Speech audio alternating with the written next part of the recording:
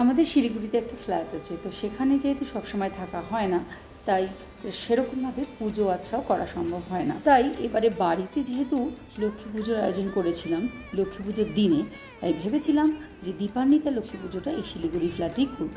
তাই যতটা সম্ভব চেষ্টা করে সব বিভিন্ন সরঞ্জাম জোগাড় করে এই দীপান্বিতা লক্ষ্মী পুজোর আয়োজন করেছিলাম। ধনতেরাসের দিনেই কিছু পুজোর বাসন কিনে নিয়েছিলাম, আর কিছু বাসন পুজোর বাড়ি থেকেও নিয়ে এসেছিলাম। লক্ষ্মী প্রতিমা এবং গণেশের মূর্তি এখানেই ছিল, ঠাকুরের যে আসন আছে সেখানে। বাদ বাকি কেনাকাটি করে যেটুকু আয়োজন সামর্থ্যের মধ্যে কুলাতে পেরেছি আয়োজন করে এখানে পূজার ব্যবস্থা করেছিলাম। সামর্থ্যের মধ্যে যতটা সম্ভব ভোগ নিবেদন করেছিলাম, এবং এই প্রথমবার পুরো পুজোটাই নিজে হাতেই করেছি।